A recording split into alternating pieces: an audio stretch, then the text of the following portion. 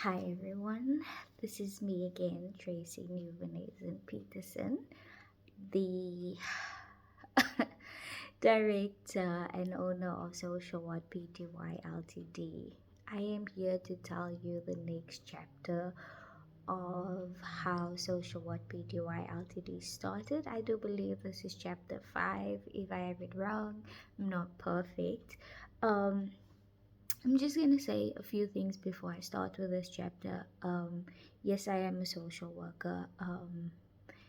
Yes, there is defined or definitions for certain terms. Yes, everybody has their own experiences. So this is me telling my story as a person that went through some things, as a person who went through a few battles in order to get the point of winning the war and starting Social What PTY Ltd. So regardless of me being the owner of my own little company, regardless of me being social worker, I am a person telling my story. So I am doing this with the purest of intentions. And I would appreciate no hatred. If this is not for you, just pass on by. Um, so, this is the part of gender based violence, and it has two sides to of it. The first side of it is obviously I've mentioned in some of my other videos. This is a bit very imperfect video. I'm going to get emotional, and there's points that I'm not gonna make sense. But first of all, it was with my mom having lived in an abusive marriage, staying for various reasons, religious reasons, as well as for her children, which in some societies, some generations, that's a norm, and I respect her for that.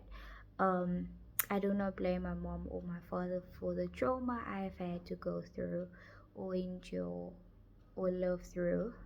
Because of those decisions, I'm appreciative of what they did for me to the best of their ability, to the best of what they knew to do for their kids. Um, I've reached a point in my life where I have learned to understand that not everyone had an example of what a parent should be. Not everyone had an example of what a good person should be, and it is also not things that has one general definition. Not in every society a good parent means the same thing. Not every society a good person means the same thing. So I have learned to accept people for what they were able to do, for the best of what they had and what they knew. So I don't blame them, which is why I'm just really mentioning that part of my story briefly. And later on, as years go by, we will draw into that deeper when you see the bigger picture of Social What PTY Ltd. The biggest part when it comes to gender-based violence that contributed to me starting this journey of having my own company was that I was assaulted about 3 years ago by a taxi driver. I was not sexually assaulted, but I was physically and emotionally assaulted one morning. With my upbringing and everything I've gone through, I always had the mindset of if someone can't see what's happening on your face, they don't need to know. You just put on their poker face and keep going. Like, you'll have your down day here and there where you just cry and then you wipe your tears and move on. That's how I always did it. And that's what I did with my mom's dementia diagnosis. I immediately went into, full on planning mode, taking on things. What do we do now? Where do we go from here?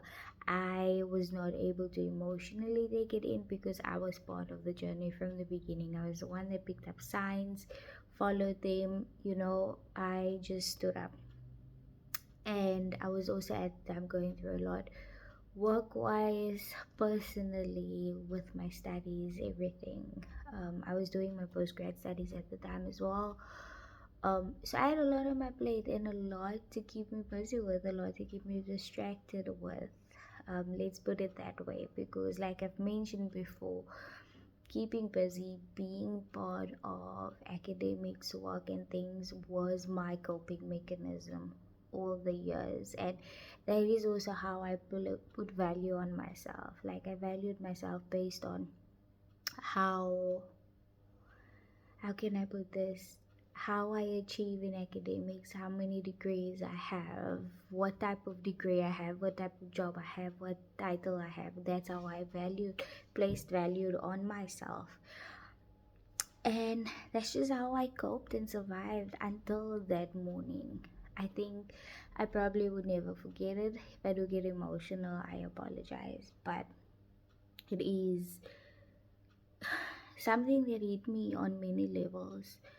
Um, so usually where I take a taxi in the mornings, okay, it's changed now, but it's still the same concept. I have moved since the incident happened, but the places where I take a taxi is not at the taxi rank. It's not where the taxi starts. It's descent, so to say, or start its journey. I usually get up in the middle of the journey, and that particular morning, I started the journey.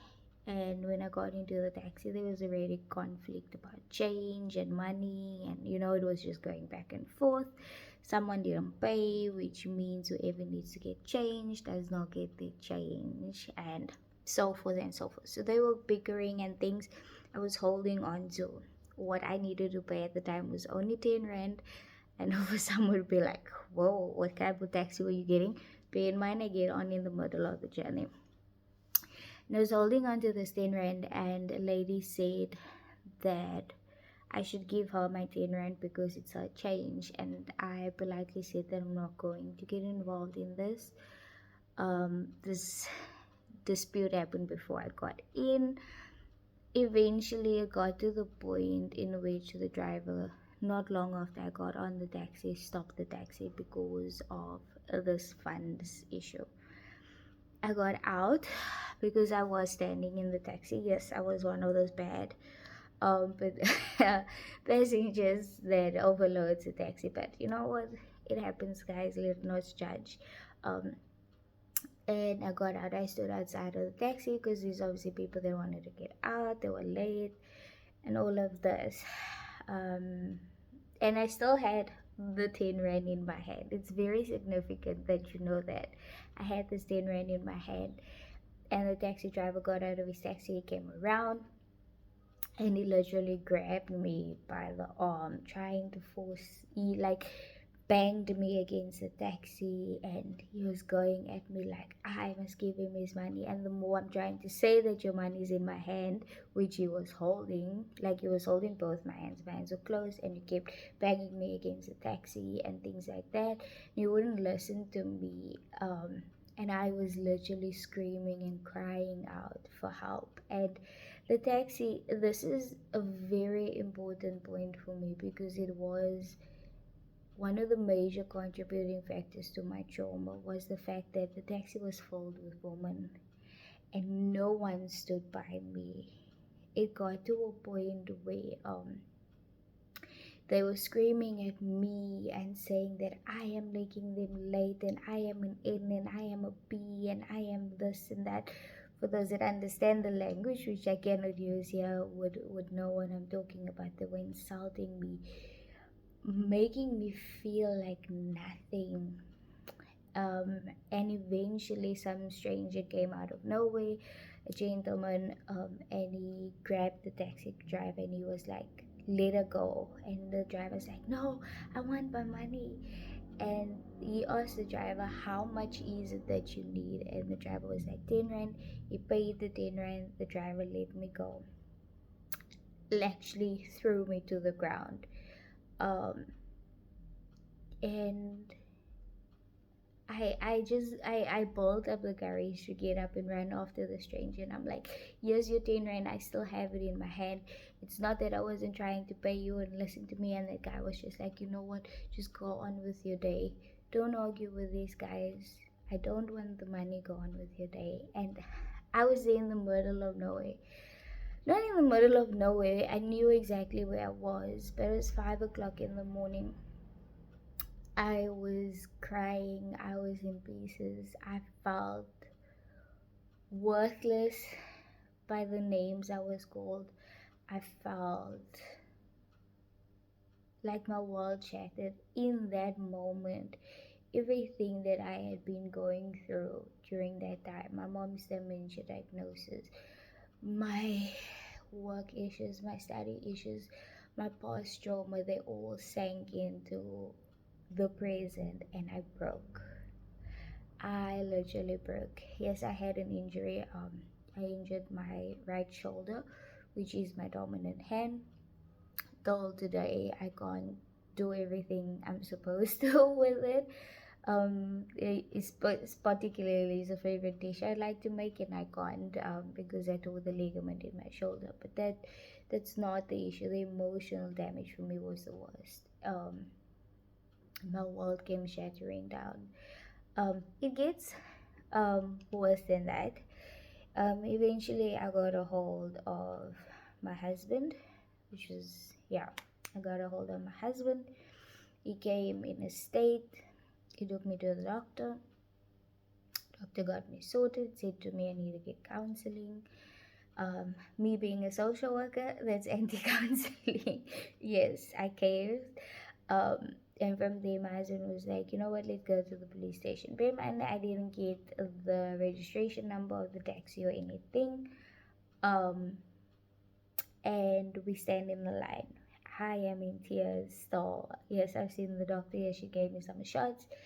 But I just felt my world shutting down. Like, what happens to me when I think about this, when I talk about this, like my eyes are actually tearing up, is that moment of me being banged against the taxi, and being shaken around by this man and these woman full of a full taxi of only females turning against me because I'm making them late. And I get to the police station, and I am like, the only words I could utter to the police officer was like, um, because I'm literally crying, snot and trana, like, and I say to him, I was assaulted, and he pulls his face at me, and he's like, and I don't know what came over me, but the wall of emotions was pure. It was way too much for my eyes to even pull out, and I just fell. And my husband caught me, and I couldn't. And for me, like, when you talk about gender-based violence, there's so many levels to it, and there's so many definitions of it for different people, so many experience of it for different people. But like, I was assaulted. I was assisted by a stranger who was also too scared to provide me any further assistance because, yes, he was a foreigner and didn't want to get involved. Then there was these females who I thought I could count on, because being a woman in today's world is scary. We live by a different set of rules, and not being able to count on people that knows what it's like was for me excruciating. Then going to the police station and experiencing that was just no way. So social what PTY LTD, yes, right now it seems like only a therapeutic toy company, but there's big dreams for it, pulled from all these seeds that will eventually blossom into the tree with many branches. So I do hope that you stay tuned for this journey with me on this, and see this tree blossom and see the branches that it will hold. So I hope everyone has a great day, and that you take something from my story, something positive or something that you can take forward. And that's it from me, Tracy Nieuwenheyzen-Petersen. Thank you.